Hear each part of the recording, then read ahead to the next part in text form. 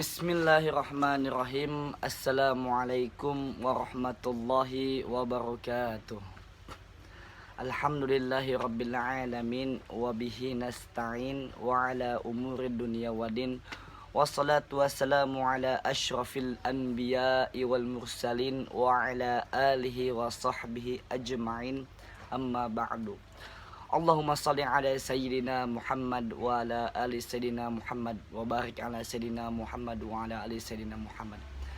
Teman-temanku serta adik-adikku dan anak-anakku di rumah Quran An-Nahl yang dirahmati Allah Subhanahu wa taala. Kita ucapkan syukur, puji syukur kepada Allah Subhanahu wa taala yang telah memberikan kita kesempatan untuk bertemu Ramadan Karim yang sangat mulia ini. Di bulan ini diturunkannya sebuah kitab yang paling mulia yang diturunkan kepada Nabi Muhammad, yaitu kitab Al-Quranul Karim. Kita ketahui bahwasanya kitab Al-Quran adalah kitab yang mulia. Karena Al-Quran lah Nabi Muhammad menjadi mulia. Dan karena Al-Quran lah semua manusia di muka bumi ini dari umat Nabi Muhammad menjadi mulia. Kita lihat saja, barang siapa yang selalu berinteraksi dengan Al-Quran, maka hidupnya akan menjadi mulia. Karena di dalam Al-Quran banyak sekali keutamaan bagi seorang yang menghafalnya, membacanya, dan selalu berinteraksi dengan Al-Quran. Maka dari itu kita bersyukur kepada Allah dipertemukan di bulan Ramadan yang insya Allah berkah ini. Dan semoga puasa kita diterima oleh Allah Subhanahu wa ta'ala. Amin amin ya rabbal alamin.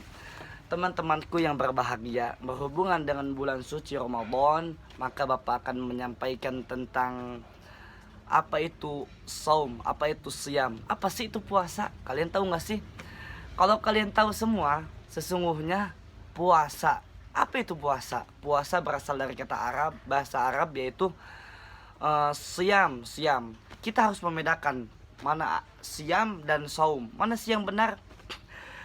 Dikutip dari Quraisy Shihab, seorang tafsir, dia membedakan bahwasanya siam dan saum.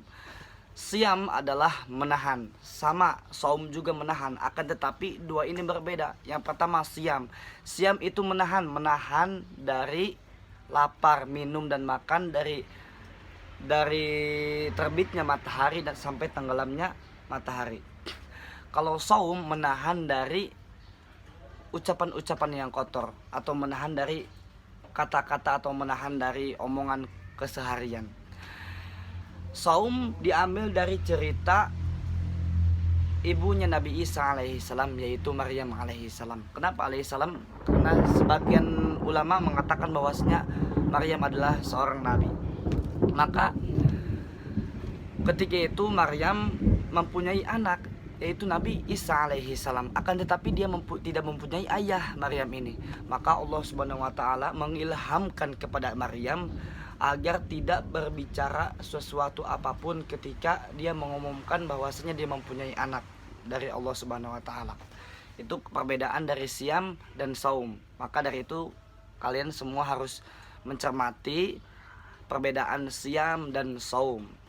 Oke, teman-temanku yang berbahagia, itu tentang siam. Terus disyariatkannya. Tahu disyariatkannya adalah asal muasal puasa. Ketika itu Rasulullah SAW ketika dikucilkan di Mekah, maka Rasulullah mensyariatkan, menyuruh semua kaum muslimin yang ada di Mekah untuk hijrah ke Madinah, untuk meninggalkan segala-galanya, meninggalkan hartanya, meninggalkan istrinya yang punya istri, meninggalkan segala sesuatu apapun yang berhubungan di dunia untuk mencapai akhirat, yaitu hijrah bersama Rasulullah ke Madinah, yang di dalamnya ada Umar, Utsman, Abu Bakar semuanya. Mereka hijrah ke Madinah. Ketika hijrah Madinah, Rasulullah hanya berpuasa Asyura dan berpuasa 3 hari di setiap bulan. Itu baru itu. Dan ketika di Madinah disyariatkanlah puasa Ramadan. Ketika itu Rasulullah menyuruh puasa Asyura dan puasa 3 hari itu terserah, yang mau puasa silahkan, yang gak mau puasa silahkan. Itu teman-teman. Ketika itu turunlah ayat Ya ayyuhalladzina amanu kutiba alaikumusiyam kama kutiba alal ladzina min qablikum la'allakum tattaqun. Wahai orang-orang yang beriman, telah diwajibkan atas kalian untuk berpuasa. Ketika itu disyariatkanlah puasa Ramadan sebanyak 1 bulan di bulan Ramadan. Itu dari tahun 2 Hijriah, dari bukan tahun 2 Hijriah, 2 tahun setelah Rasulullah hijrah ke Madinah. Nah, itu baru disyariatnya puasa Ramadan. Dan saat itu pas puasa Ramadan itu boleh berpuasa dan tidak boleh berpuasa, itu yang penting dia membayar fidyah kalau nggak puasa. Lalu turunlah ayat selanjutnya, syahrul ramadan alladzi unzila fihi al-Qur'an hudan lin-nasi wa bayyinatin minal huda wal furqan. Pada saat turunnya ayat ini, maka puasa diwajibkan semuanya, harus yang mampu dia berpuasa. Adapun dalil-dalil orang berpuasa, pertama dari Al-Qur'an, yaitu tadi surat Al-Baqarah, ya ayyuhalladzina amanu kutiba alaikumusiyam kama kutiba alal ladzina min qablikum la'allakum tattaqun. Adapun yang kedua dari hadis, kalian udah hafal semua, ini ada di hadis arba'in, buniyal islamu ala khamsin, syahadatu alla ilaha illallah wa asyhadu anna muhammadar rasulullah wa iqamis shalah wa ita'iz zakah wa hajjil baiti wa shaumi ramadan. Di situ ada saum Ramadan, diwajibkan untuk saum Ramadan. Itu hadis. Terus ada selanjutnya dalil, suatu hadis, suatu cerita. Sesungguhnya Rasulullah bermimpi. Perlu kalian ingat bahwasanya mimpi seorang rasul adalah suatu kebenaran. Rasulullah bermimpi, ketika itu Rasulullah ada yang memegang tangannya kanan dan kiri oleh 2 orang. Terus dia diangkat ke gunung yang terjal. Saat itu 2 orang itu menyuruh Rasulullah untuk naik. Naiklah. Maka Rasulullah naik. Ketika Rasulullah naik ke puncak, lalu ada orang yang berteriak sangat keras sekali. Saat itu Rasulullah bertanya, suara apa ini? Lalu menjawab, itu adalah suara orang-orang yang disiksa di dalam neraka. Saat itu Rasulullah naik lagi tuh, melanjutkan perjalanannya. Saat melanjutkan perjalanannya, Rasulullah bertemu dengan orang yang digantung sampai mata kakinya dan berlumuran darah. Saat itu Rasulullah bertanya lagi kepada 2 orang itu, siapakah itu? Mereka adalah orang-orang yang yang berbuka puasa pada saat belum berbuka, atau bisa disebut dia tidak berpuasa. Lalu Rasulullah jalan lagi. Pas dia jalan lagi, dia menemukan orang yang badan gemuk, bengkak, bau busuk dan mukanya jelek. Lalu Rasulullah bertanya, siapakah mereka? Mereka yang berbuat zina dari kalangan laki-laki atau kalangan perempuan. Itu teman-teman, itu adalah 3 dalil Quran, sunnah. Oke. Selanjutnya, siapa aja sih yang diwajibkan untuk berpuasa? Maka itu Bapak jelaskan bahwasanya rukun arkanus siyam. Orang-orang yang berpuasa, pertama dia harus baligh, ya sudah baligh, terus berakal, yang penting juga Islam, terus dia sehat jasmani, dia siap untuk berpuasa, terus mampu itu enggak jasmani tapi rohani juga udah siap, mampu, terus tidak dalam keadaan safar, makanya kalau keadaan safar dia boleh berbuka, terus yang terakhir tidak dalam keadaan haid dan nifas bagi orang-orang dari kalangan perempuan. Itu adalah rukun Islam, bukan rukun Islam, arkanus siyam, rukun berpuasa, teman-teman. Terus Bapak lanjutkan, adapun keutamaan orang yang berpuasa. Kalian kan kalau nggak dapat, kalian nih melakukan sesuatu tapi kalian nggak dapat ganjaran, pasti kalian malas kan? Maka dari itu Allah Subhanahu wa taala memberikan ganjaran bagi orang-orang yang berpuasa. Salah satunya, pertama, keutamaan bagi orang yang berpuasa yaitu di bulan puasa ini adalah bulan diturunkannya Al-Quran. Maka kita semua diwajibkan untuk berinteraksi sebanyak mungkin dan semaksimal mungkin dalam berinteraksi kepada Al-Quran.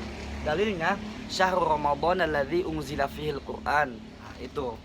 Terus selanjutnya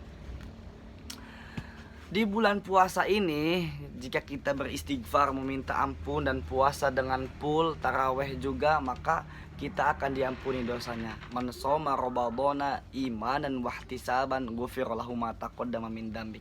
Barang siapa yang berpuasa dengan iman wahtisaban, maka dia akan diampuni oleh Allah Subhanahu wa taala seluruh dosanya. Itu teman-teman, barusan 2. Kita baca lagi, tenang aja. Terus di bulan puasa ini keutamaannya ada malam yang sangat indah dan sangat banyak kebaikannya, yaitu malam Lailatul Qadar. Bulan ini lebih baik daripada 1000 bulan. Dalilah inna anzalnahu fi lailatul qadar. Di malam ini turunnya, dalam hadis dikatakan bahwasanya di malam-malam ganjil. Maka dari itu kalian kalau udah sahur jangan lupa sholat tahajud dan jangan lupa berdoa kepada Allah dan jangan lupa beristighfar. Sesungguhnya di keutamaan dalam waktu sahur yaitu pertama, barang siapa yang beristighfar maka Allah akan ampunkan dosanya. Barang siapa yang meminta maka Allah akan mengabulkan semua permintaannya. Nah, itu dia. Maka jangan kalau udah sahur jangan tidur lagi, jangan nonton TV. Cari hal-hal yang bermanfaat, baca Quran, menghafal Quran. Banyak tugas-tugas kalian di bulan Ramadan ini. Selanjutnya di bulan Ramadan ini pintu surga dibuka, pintu neraka ditutup dan setan-setan dibelenggu. Idza jaa Ramadan futihat abwabul jannah wa ghuliqat abwabun nar wa sudifat asyayatin, dan dibelenggu setan-setan. Apa sih maksud hadis ini? Maksud di hadis ini adalah kita dianjurkan untuk memperbanyak amal karena pintu surga dibuka dan pintu neraka ditutup dan setan dibelenggu. Saat setan dibelenggu, ini kesempatan kita untuk kita meraih sebanyak-banyaknya pahala. Fastabikul khairat, berlomba-lombalah dalam kebaikan, apalagi di bulan puasa. Selanjutnya pahala kita dilipat gandakan 10, dan amal-amal kita di bulan puasa dilipat gandakan oleh Allah. Pertama satu kebaikan dikali 10, dan 10 dikali 700 sampai 700 kali lipat oleh Allah dilipat gandakan. Kecuali apa teman-teman? Kecuali berpuasa. Sesungguhnya puasa itu ya pahalanya langsung diganjar oleh Allah Subhanahu wa taala. Maka itu kalian harus puasa full 30 hari dari kelas 1 sampai kelas 6. Semua umat Islam harus berpuasa. Itu mungkin keutamanya karena waktunya nggak bisa lebih dari 15 menit ya. Kita berdoa kepada Allah Subhanahu wa taala, semoga puasa kita diterima oleh Allah Subhanahu wa taala. Tarawih kita, semua amal ibadah kita, sedekah kita, berbuat baik kita kepada teman kita, semua amal ibadah kita semoga diterima oleh Allah Subhanahu wa taala. Dan yang paling penting semoga semua dosa-dosa kita diampuni oleh Allah Subhanahu wa taala. Ketika kita di mana kita lupa melirik teman atau apapun itu, semoga kita diampuni dosa-dosanya oleh Allah Subhanahu wa taala, dan semoga ketika sudah melewati bulan puasa kita bisa bertemu lagi dengan bulan puasa selanjutnya.